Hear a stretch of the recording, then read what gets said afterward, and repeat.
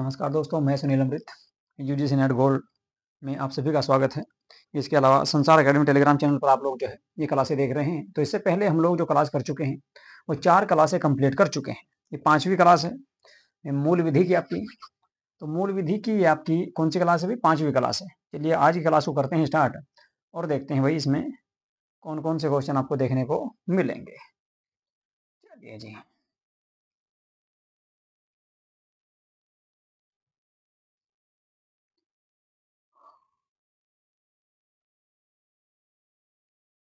एक बार मैं इसमें कलर ले लेता हूँ, फिर इसको देखेंगे।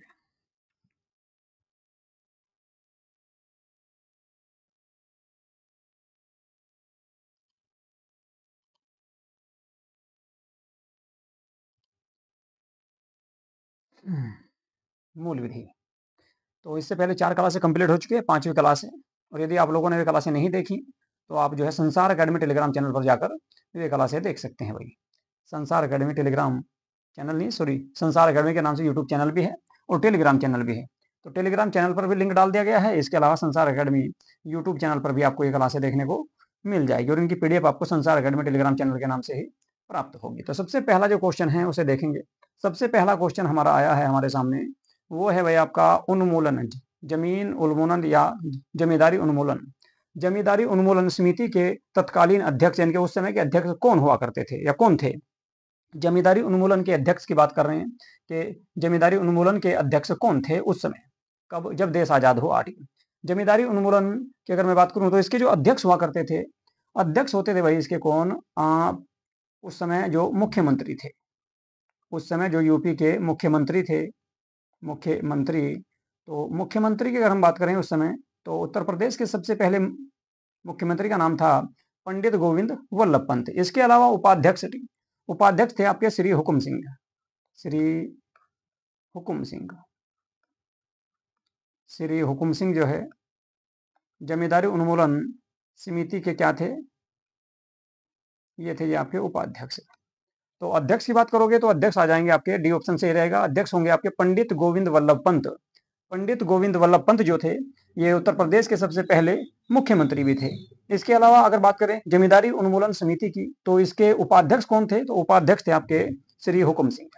श्री हुकुम सिंह इस समय उपाध्यक्ष थे। चलिए जी अगला क्वेश्चन देखेंगे। क्वेश्चन नंबर 2 की बात करेंगे। क्वेश्चन नंबर 2 है, एक अपंजीकृत संघ भी अनुच्छेद 12 के रिट के लिए आवेदन दे सकता है। यानी कि जिस संघ का पंजीकरण नहीं हुआ है, जिस संघ को पंजीकृत या रजिस्ट्रेशन नंबर प्राप्त नहीं हुआ है, वो भी अनुच्छेद 32 जो आर्टिकल 32 है आपका मौलिक अधिकारों में संवैधानिक उपचारों का अधिकार, तो अनुच्छेद 32 के रिट के लिए आवेदन दे सकता है, यानी कि आवेदन कर सकता है यदि वह किसी सार्वजनिक हित के लिए ऐसा करना चाहता है।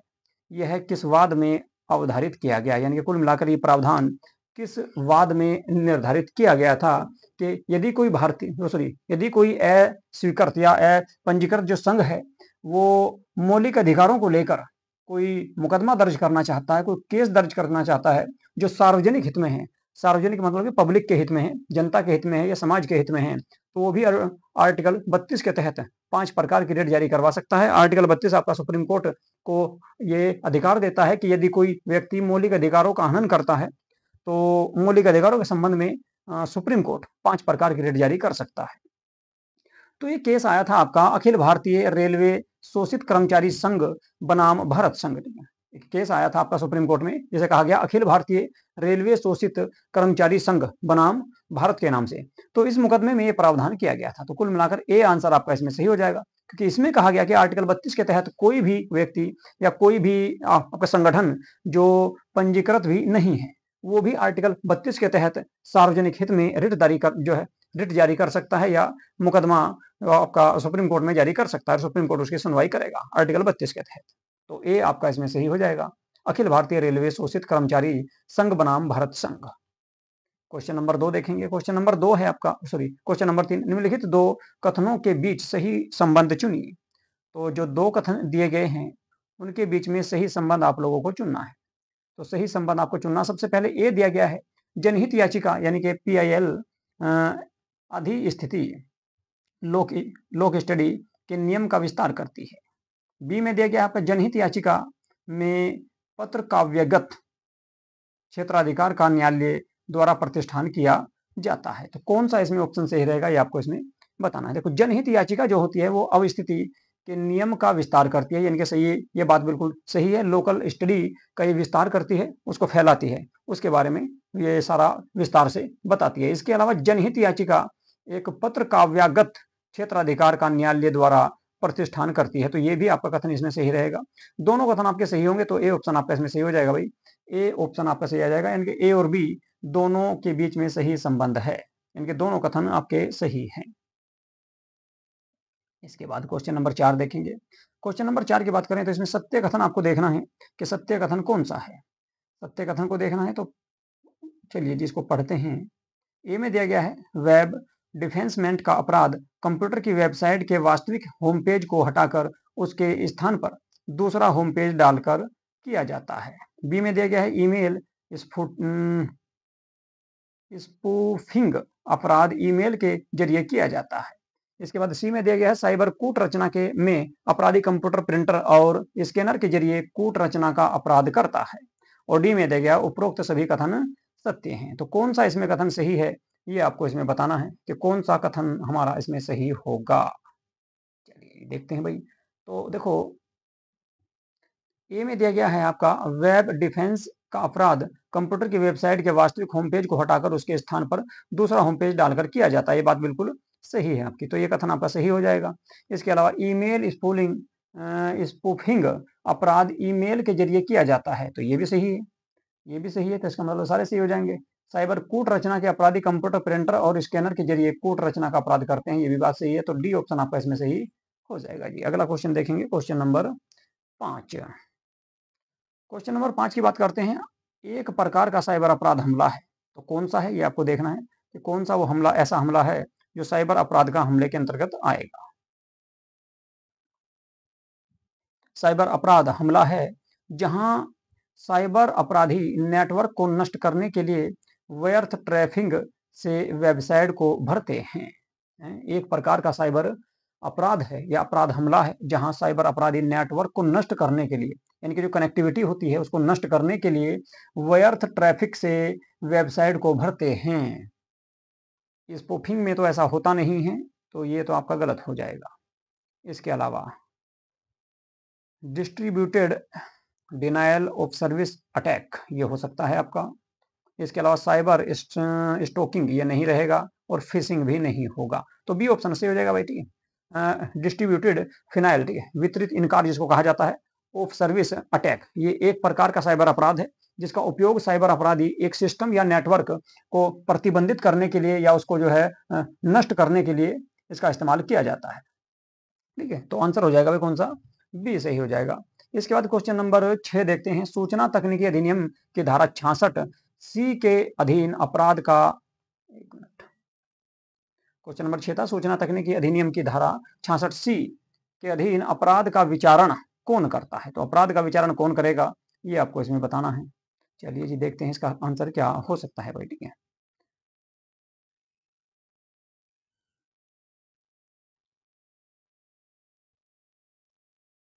क्वेश्चन है सूचना तकनीकी, ठीक है, सूचना तकनीकी अधिनियम की धारा है कौन सी, धारा का नाम है भाई आपका 66 सी सॉरी। तो धारा 66 सी है।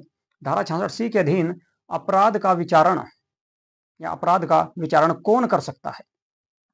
तो देखिए, इसमें दिया गया है प्रथम श्रेणी मजिस्ट्रेट, बी में दिया गया है द्वितीय श्रेणी मजिस्ट्रेट, सी में है आपका जिलाधिकारी, और डी में दिया गया कार्यपालक मजिस्ट्रेट। देखिए, सूचना तकनीक अधिनियम 2000 जो आया था उसकी धारा 66 सी के अधीन ये आपका कहा गया है कि अपराध जो आपका 66 सी में जो अपराध दिया गया है उसका विचरण कौन कर सकता है, उसका विचरण कर सकता है आपका कोई भी आपका प्रथम वर्ग का मजिस्ट्रेट या प्रथम श्रेणी का मजिस्ट्रेट। तो प्रथम श्रेणी के जो मजिस्ट्रेट होगा वही इसकी सुनवाई कर सकता है, द्वितीय श्रेणी वाला नहीं करेगा, और नहीं कार्यपालक मजिस्ट्रेट और ना ही जिलाधिकारी। तो प्रथम श्रेणी मजिस्ट्रेट जो होगा वही इस केस की सुनवाई करेगा या इस मुकदमे की सुनवाई करेगा जो सूचना तकनीकी अधिनियम की धारा 66 सी से संबंधित होगा। और ये एक्ट आया था आपका कब, 2000 में। क्वेश्चन नंबर 7, निम्नलिखित में से कौन सा सब शब्द पद साइबर स्पेस के संबंध में गलत है, तो गलत कथन का हमको इसमें चयन करना है। गलत कथन देखना भाई, तो साइबर स्पेस से संबंधित है शब्द पद साइबर स्पेस के संबंध में गलत कथन। कोई भी व्यक्ति सूचना प्राप्त करने के उद्देश्य से इंटरनेट या वेबसाइट का अभिगमन कर सकता है जी। साइबर स्पेस में कोई भी व्यक्ति सूचना प्राप्त करने के उद्देश्य से इंटरनेट या वेबसाइट का अधिगमन कर सकता है। बात बिल्कुल सही है। इंटरनेट के माध्यम से या वेबसाइट के माध्यम से आप जो है इसका इस्तेमाल कर सकते हो, तो ये सही रहेगा। साइबर स्पेस शब्द पद को सूचना प्रौद्योगिकी अधिनियम 2000 के तहत परिभाषित, 2000 के तहत इसको परिभाषित नहीं किया गया है। इसको क्या गया, सूचना प्रौद्योगिकी 2000 के अंतर्गत के तहत इसको परिभाषित नहीं किया गया है। ये आपका बिल्कुल गलत हो जाएगा। तो 2000 में इसका उल्लेख नहीं किया गया। यह उपयोगकर्ता के लिए निष्पक्ष है, जिसका उपयोग वास्तविक उपयोगकर्ता या साइबर अपराधी द्वारा किया जा सकता है। बात सही है। यह इलेक्ट्रॉनिक रूप से एक डिजिटल उत्पाद के संचरण और वितरण को आपका सक्षम बनाता है। तो कुल मिलाकर आपका बी ऑप्शन है इसमें सही रहेगा भाई। बी ऑप्शन गलत हो जाएगा, तो बी आंसर होगा। क्वेश्चन नंबर देखेंगे, क्वेश्चन नंबर 8। क्वेश्चन नंबर 8 की अगर हम बात करें, सूचना प्रौद्योगिकी अधिनियम 2000 पारित कब हुआ था? देखिए, सूचना प्रौद्योगिकी अधिनियम 2000 जो है ये पारित कब हुआ? ये 9 जून 2000 को पारित हुआ था। तो कब हुआ? 9 जून 2000 को। 9 जून सन 2000 को इसे पारित कर दिया गया था, 9 जून 2000 को। तो बी आंसर इसका सही हो जाएगा। अगला क्वेश्चन देखेंगे। अगले क्वेश्चन की बात करते हैं, क्वेश्चन नंबर 9। क्वेश्चन नंबर 9 है आपका, संविधान का अनुच्छेद 22(5) गिरफ्तार व्यक्ति को निम्नलिखित में से कौन सा अधिकार प्रदान करता है? कौन सा अधिकार प्रदान करेगा ये आपको इसमें बताना भाई। चलिए जी, देखो, भारतीय संविधान का अनुच्छेद 22 में है आपका गिरफ्तारी के संबंध में संरक्षण। आर्टिकल 22 जो है ये कहता है भाई गिरफ्तारी के संबंध में संरक्षण, यानी कि जब किसी व्यक्ति को कोई अधिकारी गिरफ्तार करने के लिए आया हो, गिरफ्तारी के संबंध में संरक्षण का प्रावधान इसमें किया गया है। गिरफ्तारी के संबंध में संरक्षण, तो गिरफ्तारी के समय हमें हमारे क्या क्या संरक्षण है उसके बारे में इसमें प्रावधान दिया गया है। तो 22(5) में क्या है भाई? 22(5) में क्या दिया गया है ये देख लेते हैं। गिरफ्तारी के कारण को जानने का अधिकार, ये ए में दिया गया है आपका। गिरफ्तारी के कारण को जानने का अधिकार जो है वो ए में दिया गया है, बी। इसके बाद गिरफ्तारी के आदेशों के विरुद्ध अभ्यावेदन करने का अधिकार भी आपका नहीं है। इसके अलावा अच्छा, ये आपका कौन से में रहेगा? ये डी में दिया गया भाई, ये डी में दिया गया है। उपरोक्त दोनों अधिकार, अच्छा 5 में 22(5) में दिया गया है आपका गिरफ्तारी का कारण जानने का अधिकार भी होगा और गिरफ्तारी के आदेशों के विरुद्ध अभ्यावेदन करने का अधिकार भी होगा। तो कुल मिलाकर दोनों सही रहेंगे इसमें। तो इसमें आपके सही आ जाएंगे दोनों भाई। उपरोक्त दोनों अधिकार उसको प्राप्त होते हैं किसमें? आर्टिकल 22(5) में। आर्टिकल 22(5) में दोनों अधिकार प्राप्त होंगे। तो आंसर हो जाएगा आपका कौन सा इसमें? 90 का आंसर सही होगा भाई, सी। क्वेश्चन नंबर 10 देखते हैं। क्वेश्चन नंबर 10 की बात करें तो राष्ट्रीय सुरक्षा अधिनियम का विस्तार कहां तक है? राष्ट्रीय सुरक्षा अधिनियम का जो अधिकार है या इसका विस्तार कहां तक किया गया है? देखिए, राष्ट्रीय सुरक्षा अधिनियम की अगर मैं बात करूं तो ये आपका 2019 से पहले जम्मू कश्मीर को छोड़कर पूरे भारत में लागू था। लेकिन वर्तमान की अगर हम बात करें, वर्तमान में ये आपका अगर देखा जाए 2019 के बाद से, तो 2019 के बाद से इसे पूरे भारत में लागू कर दिया गया, यानी कि अब फिलहाल ये भारत के क्षेत्र में भी लागू है। तो कब आया था राष्ट्रीय सुरक्षा अधिनियम?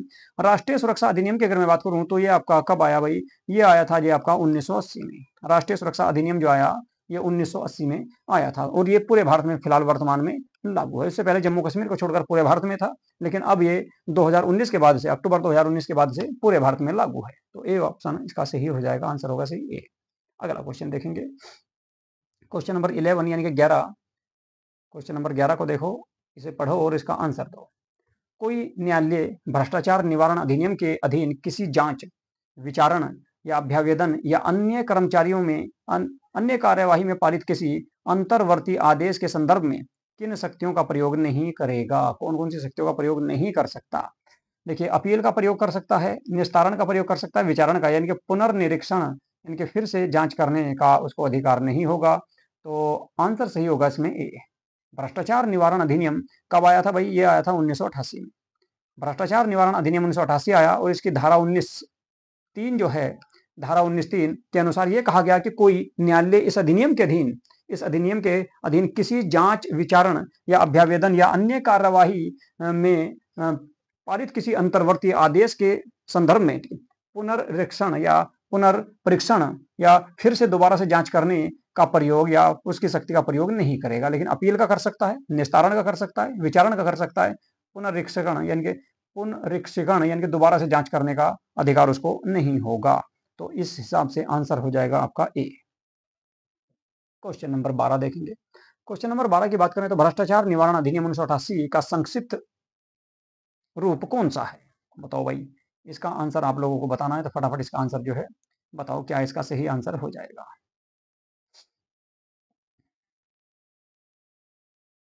क्वेश्चन नंबर 12 का आंसर बताने का प्रयास करो। क्वेश्चन नंबर 12 जो दिया गया है आप लोगों के सामने, वो है भाई आपका भ्रष्टाचार निवारण अधिनियम से संबंधित। भ्रष्टाचार निवारण अधिनियम जो था ये कब आया? तो 1988 में आया। 1988 में आया था और इसका संक्षिप्त रूप जो रहा वो रहेगा कौन सा आपका? वो रहेगा आपका 49 क्रमांक तो हो जाएगा 49, क्रमांक 49 और सन आ जाएगा जी इसका 1988। 1988 में पास हुआ था, ठीक है। तो 49 और सॉरी क्रमांक 49 और सन 1988 इसका सही आंसर हो जाएगा, यानी कि ए आंसर आपका सही हो जाएगा।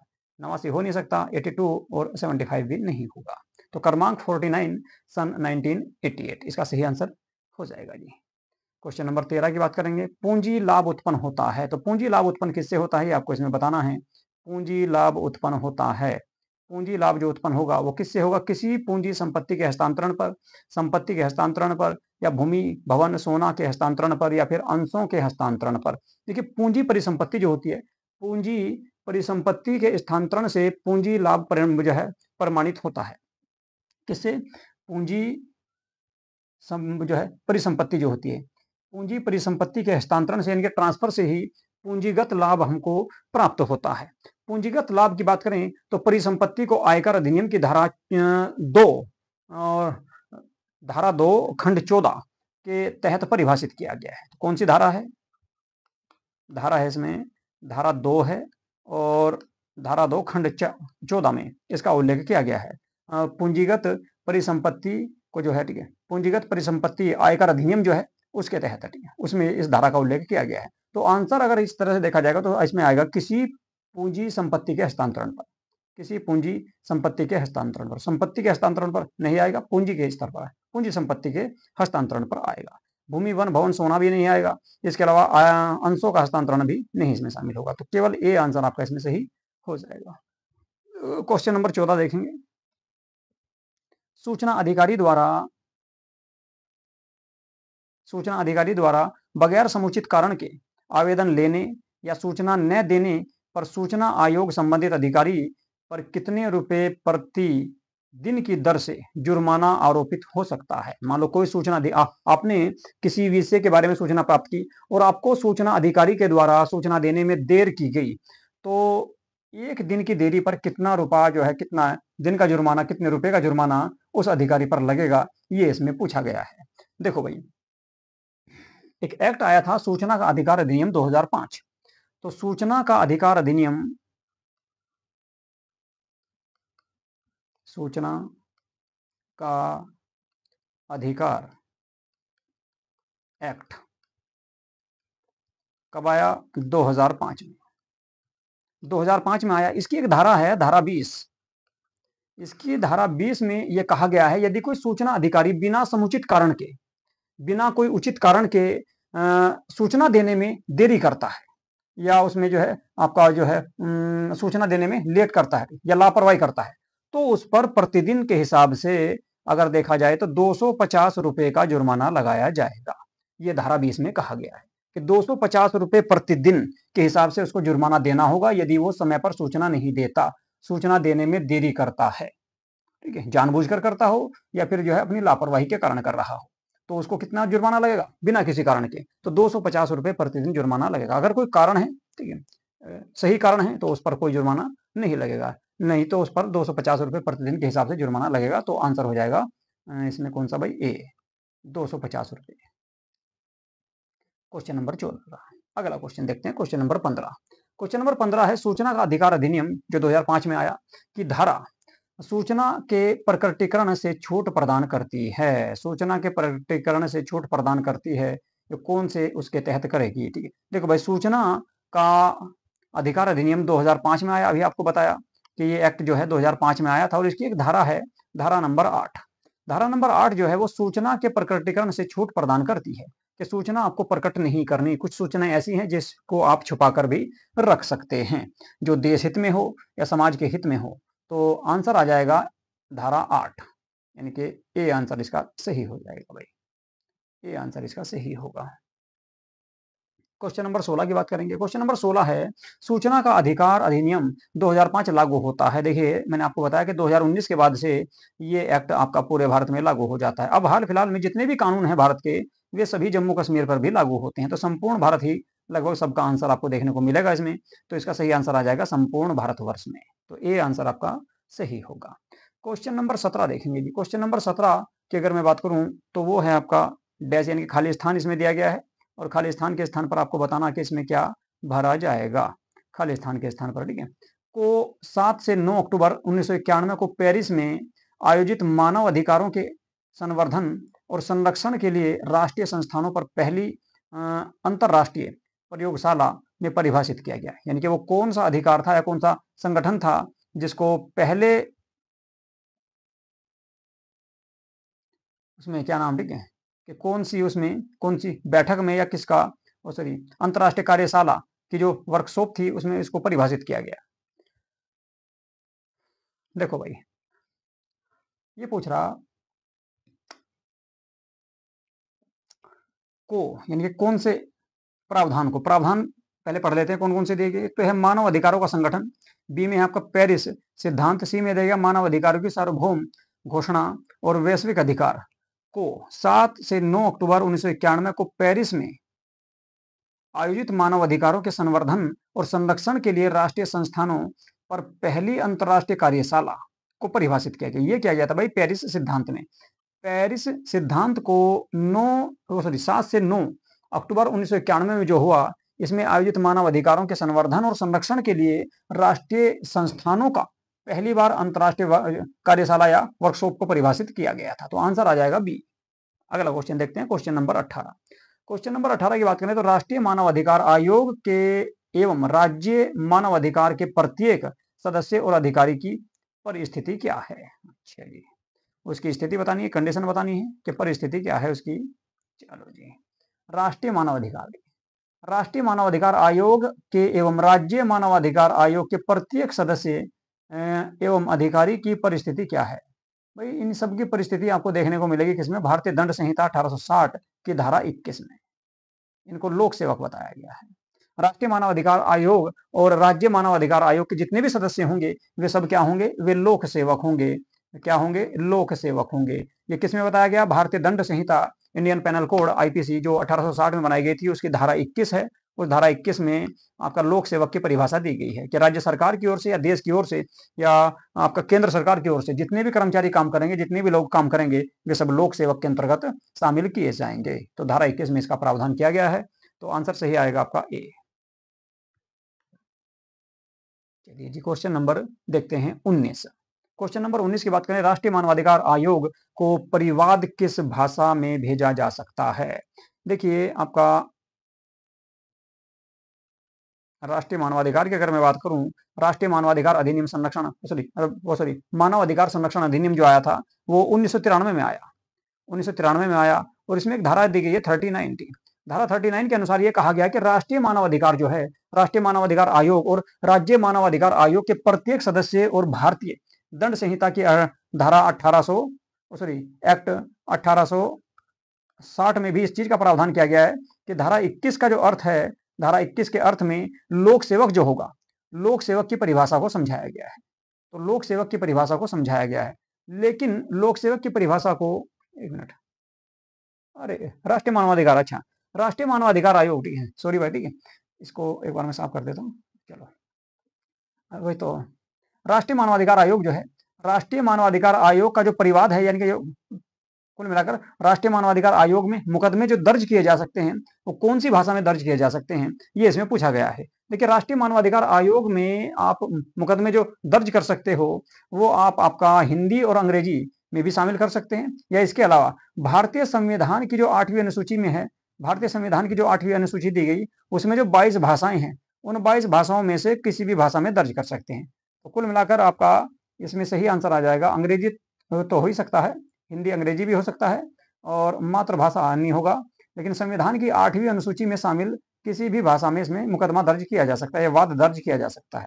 तो जो 22 भाषाएं दी गई हैं अनुसूची नंबर 8 में, भारतीय संविधान की अनुसूची 8वीं जो दी गई है उसमें 22 भाषाओं का उल्लेख किया गया। मूल संविधान में आपकी 14 भाषाएं थी, वर्तमान में 22 भाषाएं हैं। तो 22 भाषाओं में से किसी भी भाषा में आप मुकदमा दर्ज कर सकते हो। तो आंसर हो जाएगा सही इसका कौन सा भाई, इसका आंसर आएगा सही आपका सी। क्वेश्चन नंबर 20 देखेंगे, मानव अधिकार संरक्षण अधिनियम 1993 का विस्तार कहां तक है? बताओ भाई, मानव अधिकार संरक्षण अधिनियम 1993 वाला जो था इसका विस्तार कहां तक है? अभी आपको बताया था इसके बारे में मैंने कि अभी हाल फिलहाल में जितने भी कानून हैं भारत में वे सारे के सारे अधिनियम या सारे कानून जो हैं वे पूरे भारत में लागू होते हैं। तो मानव अधिकार संरक्षण अधिनियम 1993 भी आपका संपूर्ण भारत पर लागू होता है। संपूर्ण भारत पर लागू हो जाएगा तो आंसर आ जाएगा केवल एक, और केवल एक दिया गया भाई आपका डी में भी और आपका ए में भी। और देख लो भाई, कुछ सीमाओं के साथ जम्मू कश्मीर राज्य में संविधान के 7वीं अनुसूची की सूची फर्स्ट और थर्ड से संबंधी विषय जम्मू कश्मीर पर और संपूर्ण मध्य प्रदेश पर। ये ऑप्शन इसने इस तरह से क्यों दिए भाई इस बार? ठीक है, इसमें देखा जाए अगर इसका आंसर कौन सा होगा, डी और ऑप्शन ए ये दोनों सही हो जाएंगे भाई इस हिसाब से। तो इसका देखा जाए तो ठीक है, तो ले लो भाई ए एंड डी। ये आंसर गलत दे रखे भाई, या तो ए आना था या फिर डी आना था। ठीक है, तो अब जाए इसमें दोनों हो जाएंगे। ठीक है, ए भी सही है और डी भी सही, क्योंकि इसमें भी एक दे रखा इसमें भी एक दे रखा, दोनों सही है। ठीक, यानी संपूर्ण भारत आएगा कुल मिलाकर। ठीक, आंसर जो सही होगा वो होगा संपूर्ण भारत पर। तो ये थी भाई आज के आपके 20 क्वेश्चन। ठीक है, और ये आपके आज की 5वीं क्लास थी। इसके बाद आगे की जो क्लास रहेगी क्लास नंबर 6 के बारे में बात करेंगे हम लोग कल। ठीक है, तो इस क्लास को कल देखेंगे। इसमें भी आपका 20 क्वेश्चन हम लोग पढ़ने वाले हैं। T20 सीरीज है।